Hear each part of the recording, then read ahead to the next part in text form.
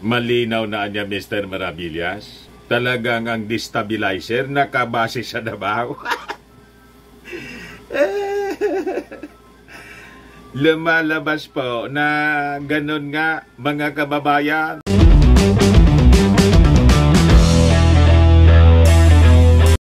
Ito mga kababayan, yung mainit na balita ngayong araw na to. Si General Browner, mga kababayan, yung ating Armed Forces Chief of Staff, nagpalabas po ng utos sa mga sundalo doon po sa Davao. Bantay kayo anya dyan. Baka kasi anya ma-infiltrate tayo ng mga enemies. Bakit anya, Mr. Maravillas? Davao-based soldiers yung inutusan ni Browner. Nandun yata po yung mga enemies. Special po yung utos, mga kababayan ni General Browner. Talagang minention niya na Davao-based soldiers. Ayan po yung kanyang pinalabas na order. Ngayon lang, mga kababayan, 1:35 PM yung balita.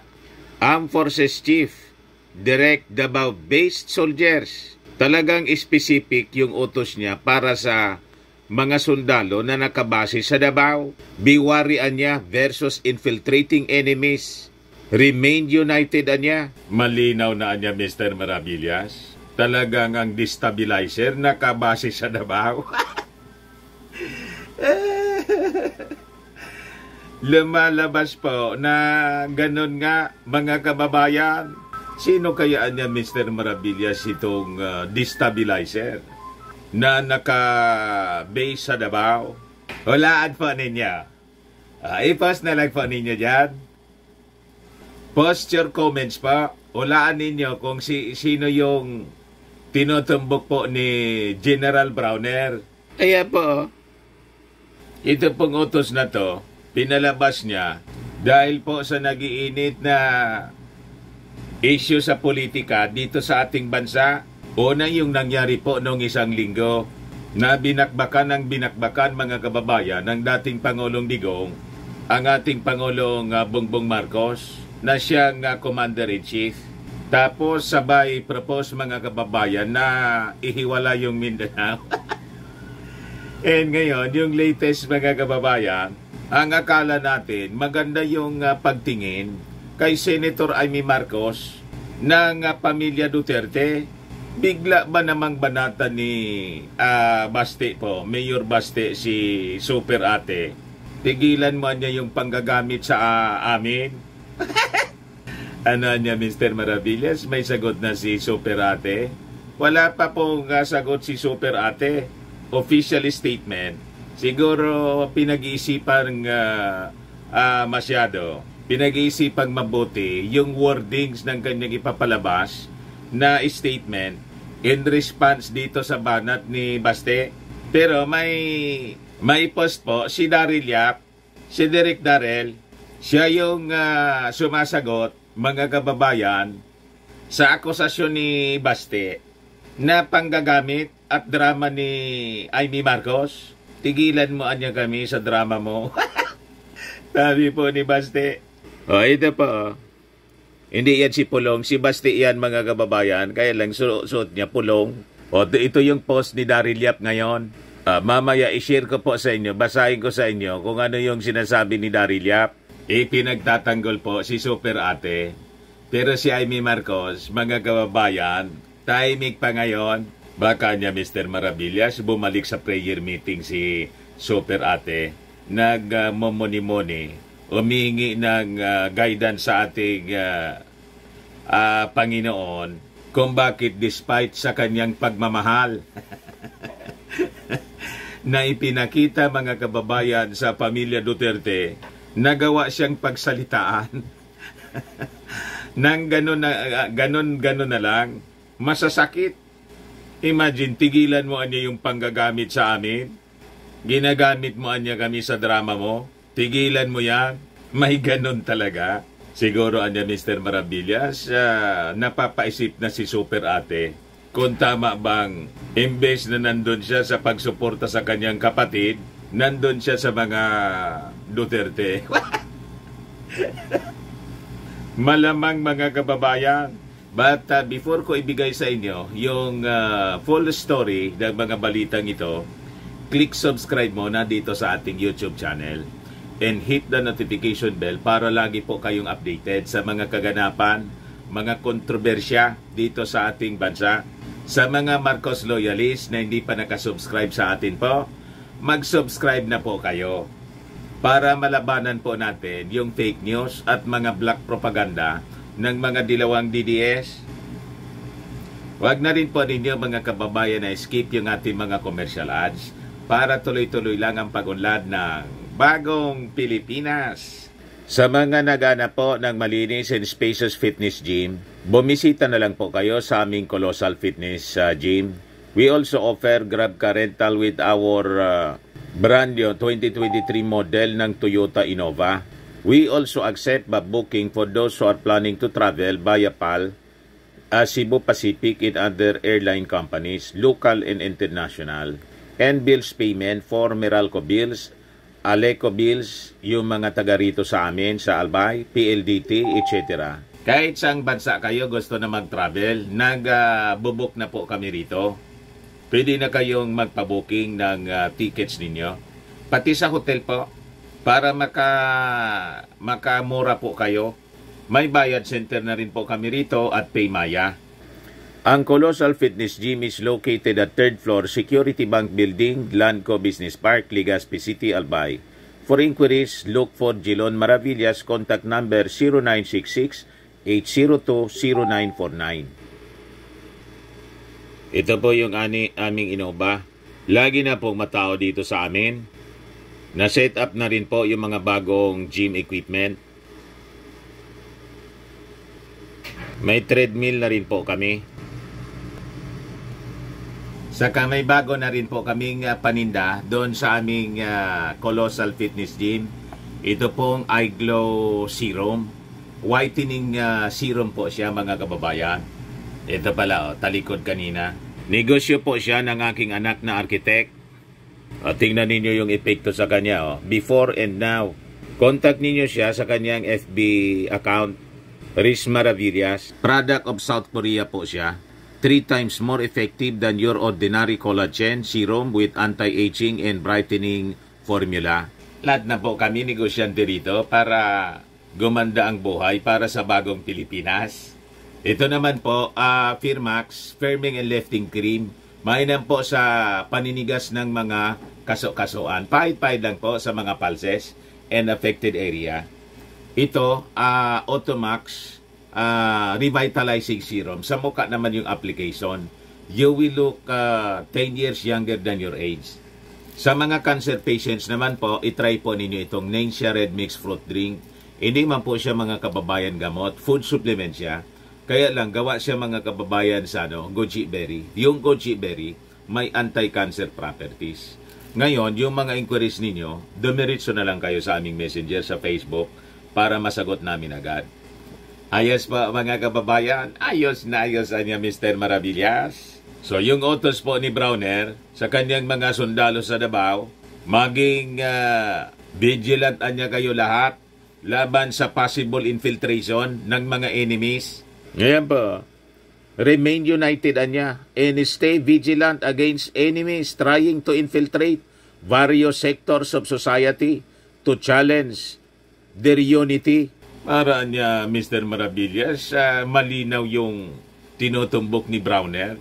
Kasi di ba, yung nagsoso ng disunity ngayon, yung dating Pangulong Digong, gusto na ngang iiwalay yung Mindanao po sa Pilipinas dahil sa issue ng ICC at PI.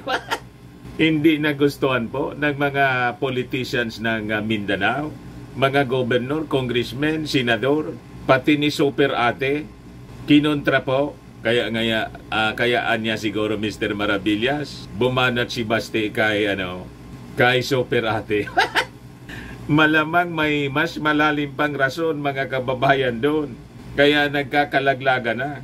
Di kaya niya Mr. Maravillas may naamoy si Baste sa motibo ni Ikaw kasi niya Mr. Maravillas, lagi mong sinasabi sa programa mo na may special mission si Super Ate, kaya dikit ng dikit sa mga Duterte. Kasi natuto na nung panahon ng kanyang tatay na bigla na lang pinatalsik, pinipul power, at hindi na malaman kung sino yung kanilang kaibigan at kaaway mismong sa loob ng Malacanang. I-open po yung naging threat ni Digong. Di ba yung warning ni Digong doon sa pa-prayer rally niya na punong-puno ng pagmumura?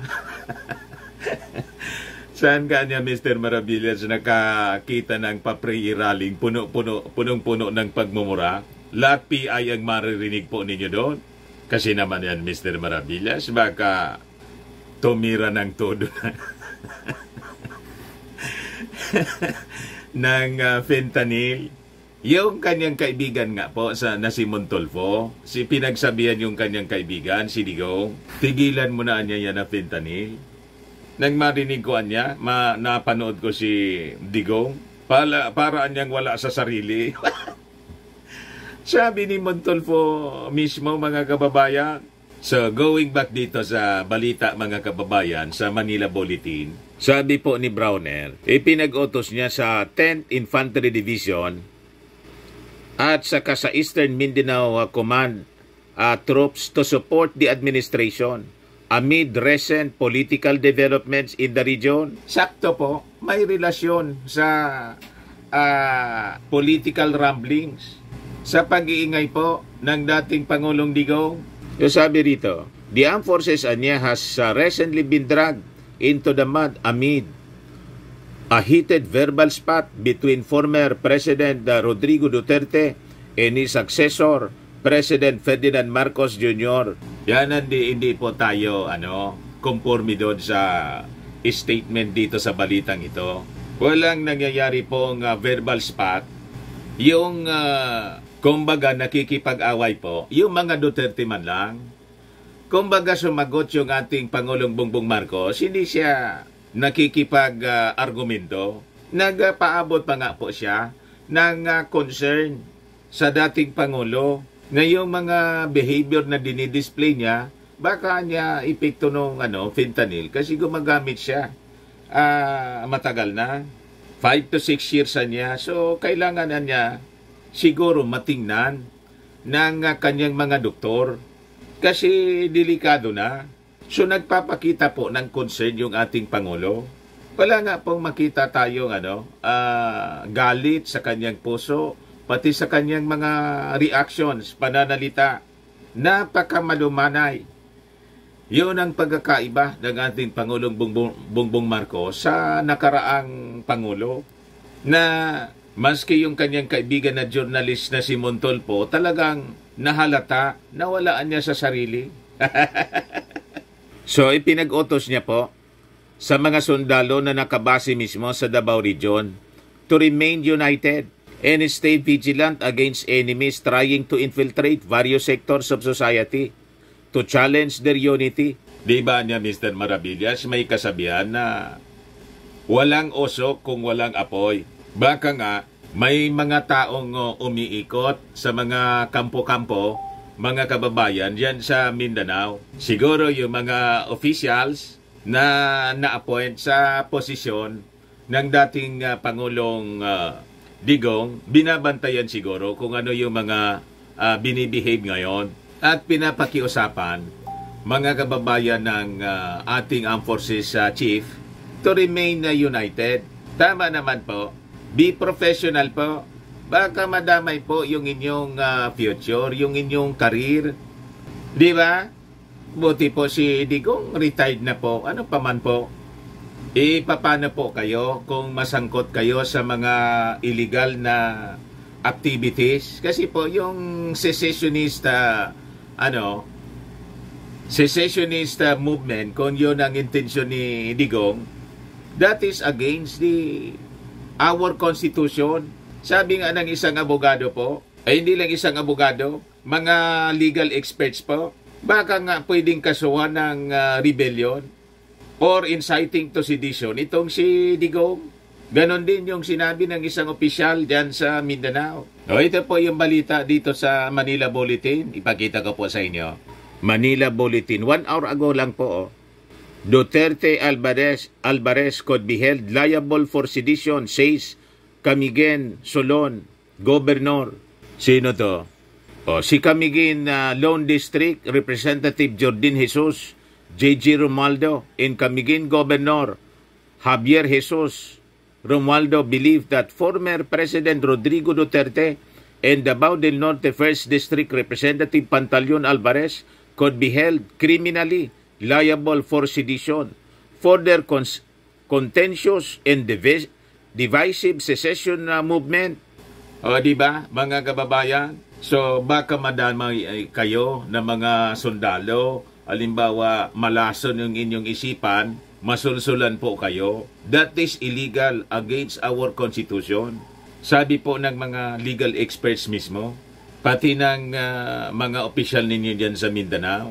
So, binisita mga kababayan ni Browner yung mga headquarters ng ating mga kasundaluhan to rally the troops to support the administration. Sabi niya, he is confident in the loyalty and professionalism of every member ng armed forces. So, mabuti naman. Pero, importanteng may close monitoring po kayo. O, ito yung kinausap mga kababayan ni Browner, yung kanyang mga opisyal doon, mga sundalo sa Mindanao. Sabi niya, I'm not worried because I know that the new breed of soldiers are professionals.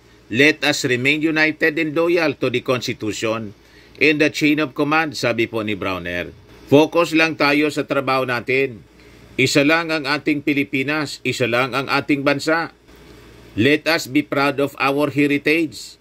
Let us be proud of who we are as a people. Pilipino tayong lahat, kaya mahalin natin ang ating bansa.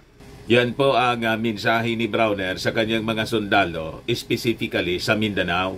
Kasi gustong windangin po ni Digong, i-separate na po sa Pilipinas. Kasi baka papasukin ang ating Pangulong Bongbong. Yun ang fear mga kababayan ni Digong, baka papasukin na niya yung ICC. Biglang magbago yung posisyon ng ating Pangulo. Talagang magbabago ang posisyon ng ating Pangulo pag hindi kayo tumigil sa inyong panggugulo. Nakita ko ang ginagawa ninyo para matulungan ang ating mga kababayan. And I congratulate and thank all of you for doing all that and for showing the heart of the Filipino soldier in the face of these calamities.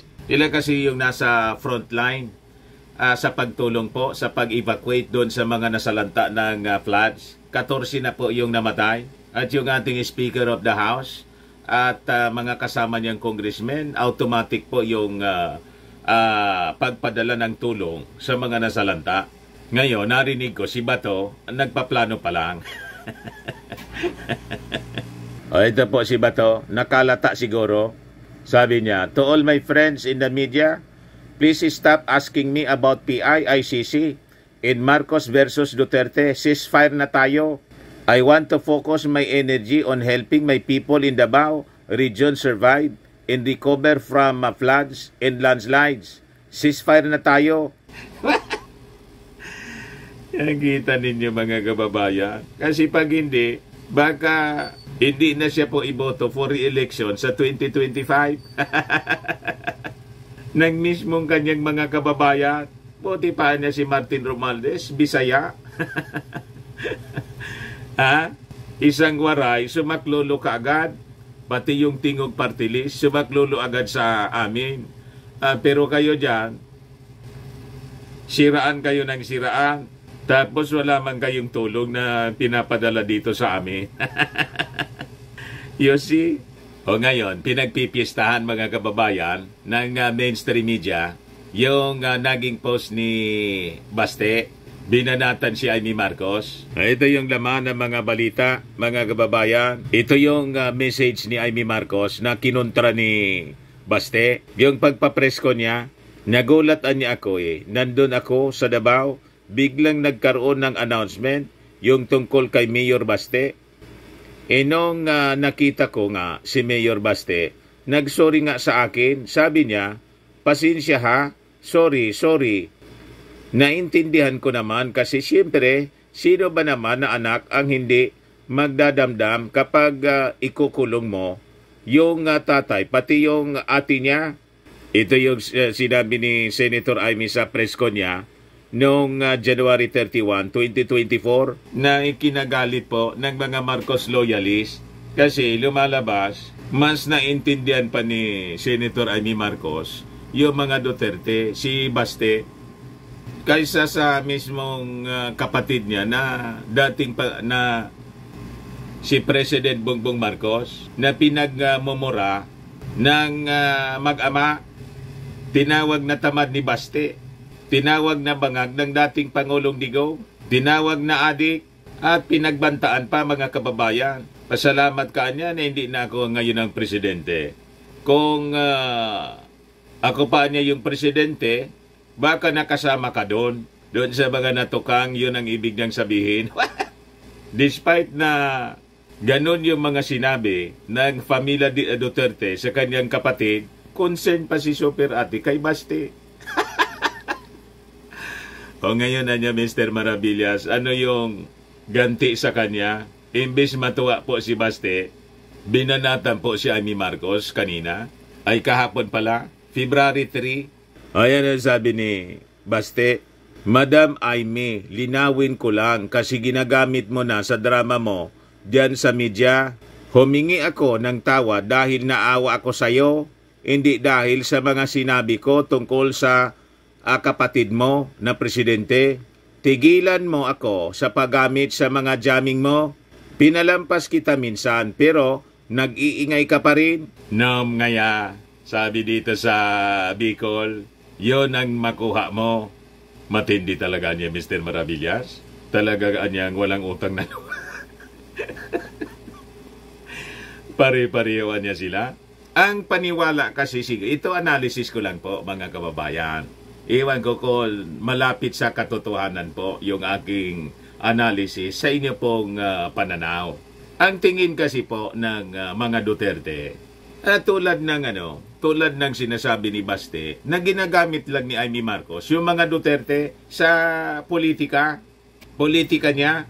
Kasi po, ang paniwala ng mga Duterte, yung mga Marcos ang dapat magtanaw ng utang na loob sa kanila. Kasi po, sa pananaw nila po, kahit yung mga supporters, yung mga mababasa ninyo sa mga reactions sa social media po, sa mga post nila, na si Inday Sara dahil sa laging top-notcher sa mga surveys at nanalo na mas mataas yung boto sa ating Pangulong Bongbong Marcos, kung hindi sana nag-slide sa pagka-vice presidente, si Inday sana ang pumalit na presidente sa kanilang tatay na si Digong. Ganun po. So may utang na loob ang mga Marcoses, si President Bongbong Marcos, sa kanilang paniwala, hindi mananalo si Bongbong kung lumaban yung kanyang kapatid. Nagets ninyo mga kababayan? Limot nila mga kababayan yung 2016 na ang tumulong po nangampanya mga kababayan sa kanilang tatay ay si Amy Marcos at isa pang gobernador. At ibinoto ang mga Duterte ibinoto si Digong na mga Marcos loyalists, kaya nanalo po against Grace po and Maruhas. Nakalimutan nila yun. Kaya sa tingin nila, mga kababayan, wala man silang utang na loob, kundi ang mga Marcos family, ang Marcos family ang may utang na loob sa kanila. Kasi nga, tinamo nga po doon sa prayer rally nila, alalahanin anya ninyo na dahil sa tatay ko, si Pulong yata yung nagsabi noon, na ipalibing sa libingan ng mga bayani ang dating Pangulong Apolacay, Ferdinand Idralin Marcos Sr. Yun mga kababayan ang linya ng kanilang paniwala. And so, laking utang na loob kasi anya, presidente yung tatay ko. Alam nga namang hindi manalo si Inday na tumakbong presidente, pero nagpaunod, nag-giveaway. Madaling sabi, pinagbigyan lang si Bongbong Marcos. Pagkatapos niya, ginaganyan ninyo.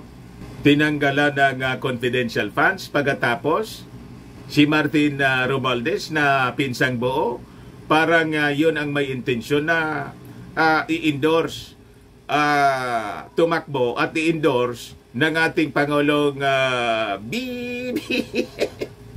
Ganon mga kababayan ang basa ko sa iniisip ng mga Duterte. Tingin ninyo pa, mga kababayan, tama yung aking mga analisis? Saktoan niya Mr. Maravillas ang mga sinasabi ninyo? Pero niya Mr. Maravillas, tama ba yung paniwala na yun ng mga Duterte? Sa kanila po, tama yon. Pero sa atin, hindi tayo maniniwala, mga kababayan, sa kanilang paniwala. Bakit po? Kung naniniwala sila po na mananalo po si Inday, at kung si Inday mismo naniniwala na mananalo siya kasi Pangulo yung kanyang tatay nakaupo, hindi na sana siya nag-slide. Nilabanan niya si Bongbong Marcos. Di ba? The fact na nag-slide po, mga kababayan, si Inday, hindi siya naniniwala na mananalo siya. Kaya tumakbo na lang na vice presidente. Tama pa? Kaya sila nag-assume ngayon na pinagbigyan lang nila si Bongbong Marcos. Kaya dapat magtanaw ng utang na loob. Dapat all the way isupport si Inday na tumakbo bilang successor ni Bongbong sa 2028. Iyon ang linya po ng mga propaganda nila, ng mga vloggers nila. Kaya pumayag sa unity kasi after na mag-expire yung term ng ating Pangulong Bongbong Marcos, sigurado nang si Inday yung susuportahan. Nakikita nilang parang hindi. Nagets na ninyo kung ano yung pinag-uugutan ng galit nila, lalo na yung ng tatay? Di niya Mr. Maravilla, sa tingin mo may ganong agreement talaga na nangyari? Di sabihin nila in public.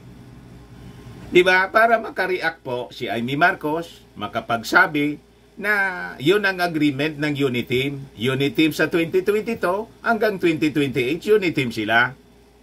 O baka mga assumption lang na sinuport ngayon, nag-Uniteam, tuloy-tuloy ang Uniteam.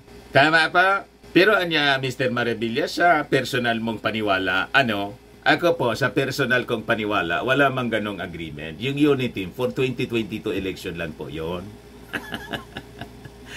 Nag-assume lang po sila. Pero kung talagang may agreement na ganon, di sabihin nila. Para masagot ng pamilya Marcos, lalo na mismo ni President Bongbong Marcos. Tama po? Di niya Mr. Maravillas yung sinasabi mong pinos ni Daryl Yap? Ito po, pinablis dito ni Daryl Yap sa kanyang Facebook account in defense kay Amy Marcos kasi siyempre kaibigan niya. Daryl Yap, sabi ni Daryl Yap, I don't think may gustong palabasin si Senador Amy Marcos, sa pagkukwento. Ichinika niya lang talaga. Kung nakikinig kayo sa daily live ni Joey Cruz, hindi ko to kilala kung sino itong si Joey Cruz. Sinabi ko, nagsorry. As pasintabi kasi, nakapagsalita siya roon ng masasakit na salita sa harap ni Senator Amy. Parang, sorry, you have to hear that, pero hindi sorry, nasabi ko yon o may pagsisisi. Hindi ganon. It was a gentleman's gesture, not a retraction, nor change of heart. Hello? Tingin ko, pinag-aaway sila ng ilang media o mga kaibigan nilang di kaibigan ang isa't isa. I love them, boss. Nag-uusap naman sila. Usap na lang. Yan po ang post ni Daryl Yap. So, siyempre, mga kababayan, ang gustong marinig ng mga mamamayang Filipino, yung official na statement ni Senator Amy Marcos. Yun ang kaabang-abang. Abangan na lang po natin, mga kababayan. kung patuloy pa ba na isosupport ni Super Ate yung mga Duterte with his behavior, with his post, mga kababayan, laban sa kanya. Ni Baste, binasag po si Amy. Basag na basag si Amy Marcos. Yan po, Madam Amy, linawin ko lang kasi ginagamit mo na sa drama mo, diyan sa media. Humingi ako ng tawa dahil naawa ko sa iyo. Hindi dahil sa mga sinabi ko tungkol sa kapatid mo na presidente. Sinupalpal niya, Mr. Maravilla, si Super Ate. Talaga pong sinupalpal. At sa pagkasulat po, masisense mo na hindi na nagtitiwala, mga kababayan. May pagduda. Hindi nagtitiwala na si Baste kay Amy Marcos, di ba? Baka niya, Mr. Maravillas, may naamoy. Kasi naman niya, yung mga sinasabi mo sa na Trojan horse.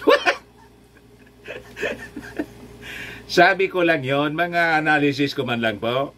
Yung sinasabi kong, keep your friends close and your enemies even closer. Mga kasabihan man lang po yun ng mga magagaling. Hindi ko man po sinasabi na yun ang ginagawa ni Super Ate. Hindi man kami nagkakausap niyan. Pero anya, Mr. Maravillas, di ba si Super Ate? Tiwalang-tiwala sa mga Duterte. Yan ang sabi niya. Mahal na mahal niya. At wala siyang itulak kabigin po sa dalawa. Sabi nga niya doon sa press con, bakit niya kailangan kong pumili? Ibig niyang sabihin, sa kakampihan, mahal ko silang parihas. Sa reading nga po ng mga Marcos loyalists, mas mahal ni Amy Marcos yung mga Dutertes kaysa sa kanyang pamilya. Kay Pangulong Bongbong at si Martin Romualdez, inaaway-away pa niya sa issue ng PI. At sinabi pa ni Amy na santambak yung mga ahas sa paligid ng palasyo. Ito po.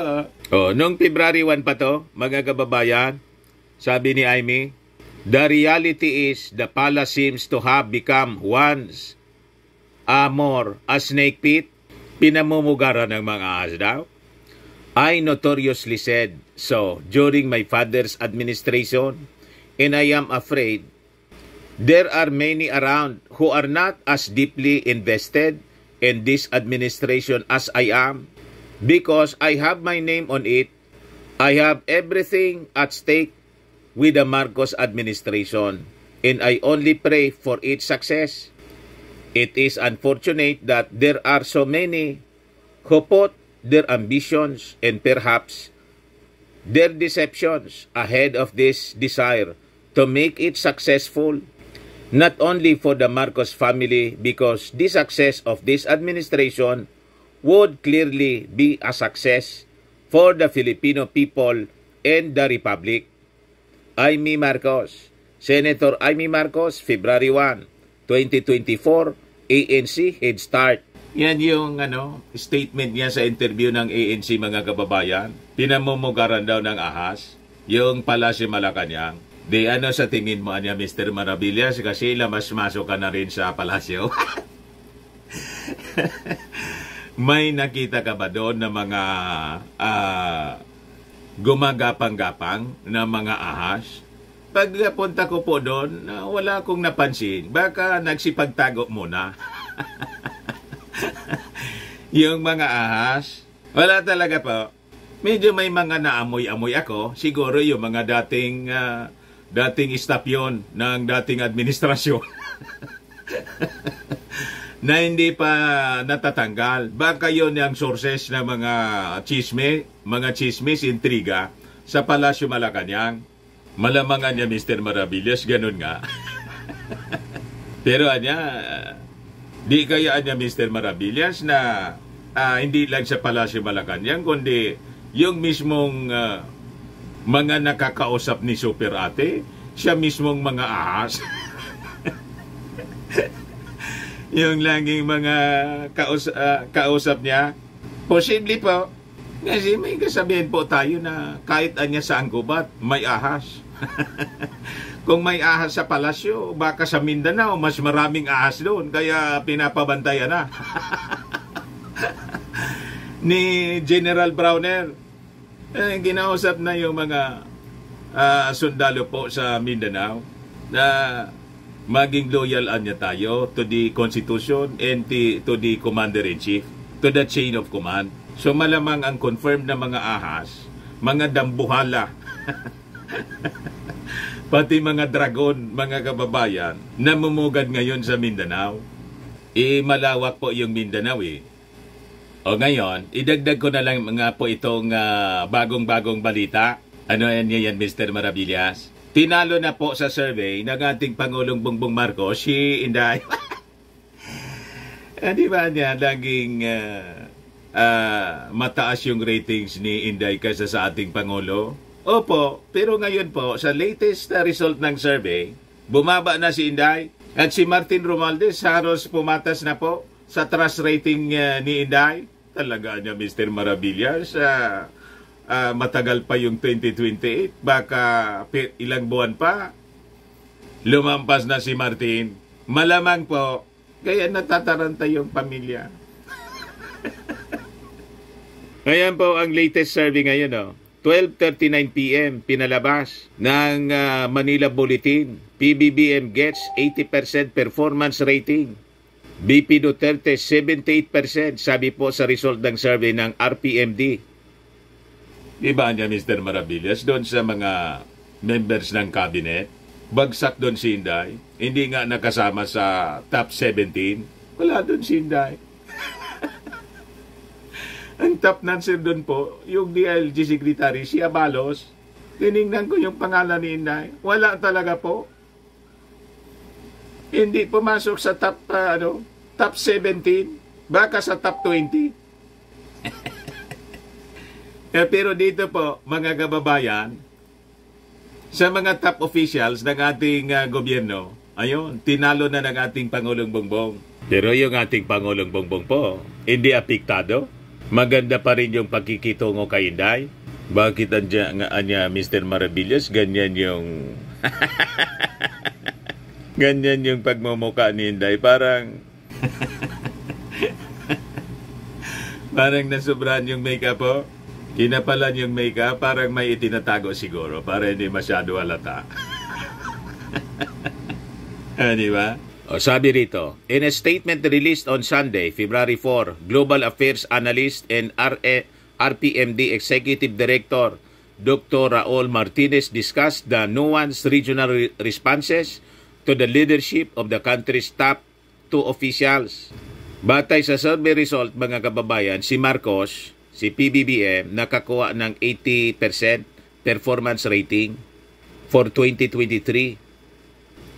The regional response niya reflect varied perception since he received 84.70% from Balance Luzon, 79.02% from Visayas region, 75.98% from Mindanao, and 71.72% from NCR. The President niya, however, enjoyed a robust trust rating of 83%. Mataas na mataas, mga kababayan, reflecting solid confidence sa kanyang leadership across the nation. Malaki po, solido yung tiwala ng ating mga mamamayan Filipino. And hindi na ako magtaka na yung mga official sa Mindanao nang sabihin ni Digong na ihiwalay yung Mindanao. Nagpalabas sila ng solidarity sa ating Pangulong Bongbong Marcos. Pumirma sila, mga kababayan, sa mga manifesto. Nagpalabas sila ng statement. Ayaw nila. And they support the peace process. At yung mga development na in-implement ng ating Pangulong Bongbong sa Mindanao. So tama lang ito, mga kababayan, na sinasabi rito mga kababayan sa survey.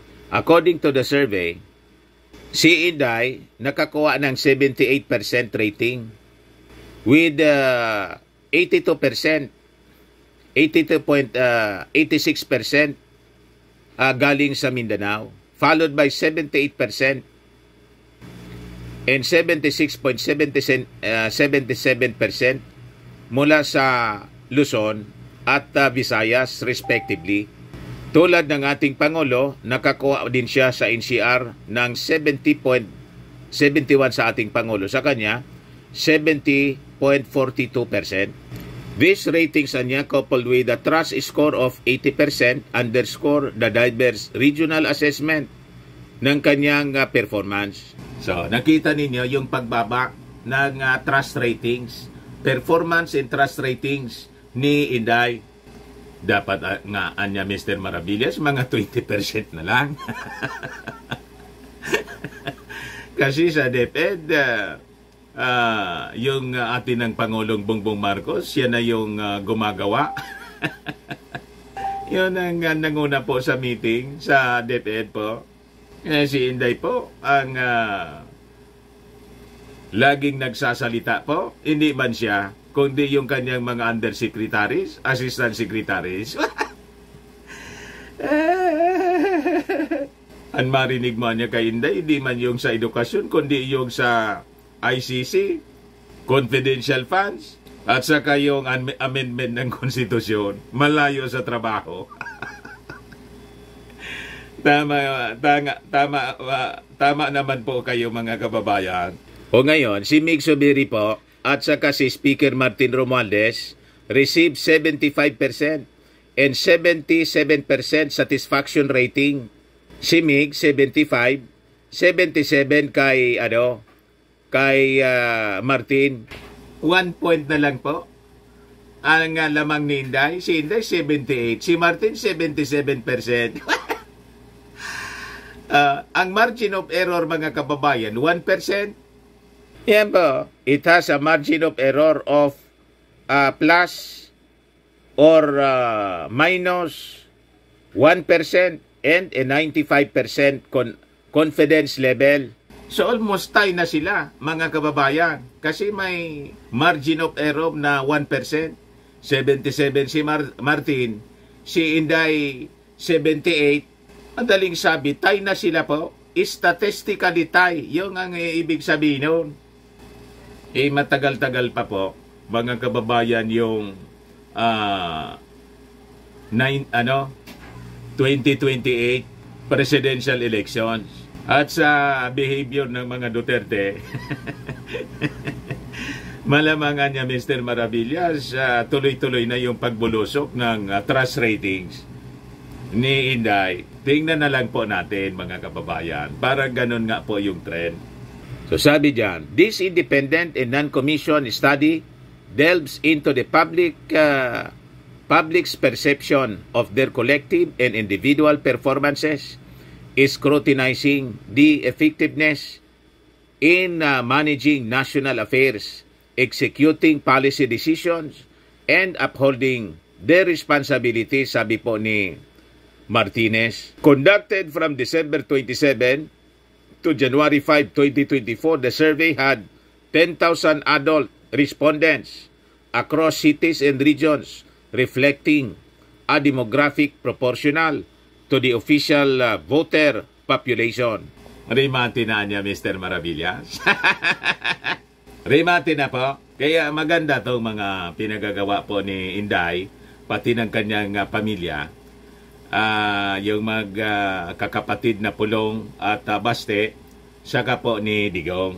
Maganda yung epekto sa kanilang ratings. Ituloy-tuloy ninyo yung yung inyong mga pinagagawa. Maganda ang epekto sa ratings ni President Bongbong saka sa ratings po ni Martin Romualdez. Ayan man lang po mga kababayan. Ako po si Dante Maravillas. Bye-bye. God bless.